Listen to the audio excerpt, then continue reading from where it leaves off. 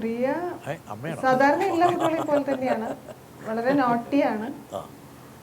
അത്ര പെട്ടെന്ന് നമ്മൾ പറഞ്ഞാലൊന്നും ആക്സെപ്റ്റ് ചെയ്യില്ല ഒരു കാര്യങ്ങളും. അവൾക്ക് അവളുടേതായിട്ടുള്ള വേ ഓഫ് തിങ്കിങ് അതൊക്കെ ഉണ്ട്. പിന്നെ ഞാനായിട്ട് തന്നെയാണ് അവൾക്ക് കൂടുതൽ അടുപ്പം. ചെറിയ കുട്ടിയായിരിക്കും മുതൽ ആര് ചോദിച്ചാലും എന്താവാൻ ആഗ്രഹം എന്ന് ചോദിച്ചാൽ എനിക്ക് നടിയാവാനാണ് ആഗ്രഹം എന്ന് പറയും. എനിക്ക് അവളോട് ചോദിക്കാനുള്ളത്, ഞാൻ അവളോട് ആവശ്യപ്പെട്ടിരിക്കുന്നത് പഠിത്തവും അവളുടെ പാട്ടും അവളെ തുടർച്ചയായിട്ട് കൊണ്ടുപോകണം എന്നാണ്. ഇതിൻ്റെ ഒപ്പം അത് അവൾ ചെയ്യോ ഇല്ലേ എന്നുള്ളത് മാത്രമേ എനിക്ക് അറിഞ്ഞാൽ മതി.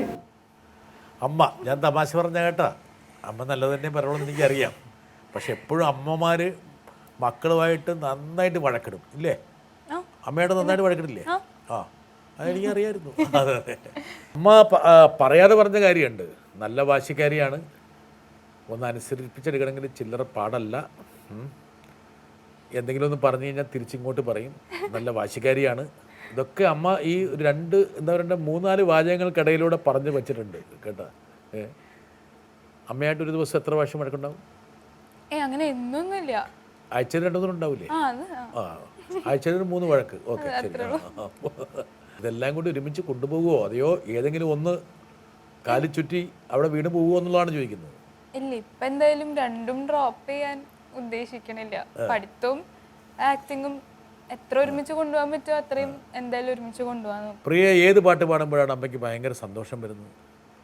അമ്മയ്ക്ക് ഞാൻ ക്ലാസിക്കൽ പാടുമ്പോഴാണ് സന്തോഷം. ഇഷ്ടമുള്ള പാട്ട് പാടിക്കോളൂ. ഏനുണ്ടോടി പാടും, അത് അമ്മയ്ക്ക് ഭയങ്കര ഇഷ്ടം. ഞാൻ പാടിക്കേക്കണം ഭയങ്കര ആഗ്രഹം. ആ, പാട്.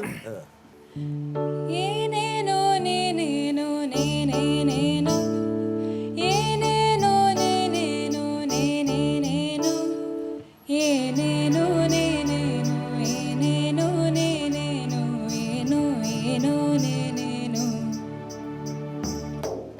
ഏനുണ്ടോടി അമ്പിളിച്ചന്തം ഏനുണ്ടോടി മാമഴച്ചന്തം ഏനുണ്ടോടി മാരിവിൽ ചന്തം ഏനുണ്ടോടി താമരച്ചന്തം കമ്മലിട്ടോ പൊട്ട് തൊട്ടോ ഏനീതൊന്നും അറിഞ്ഞതേ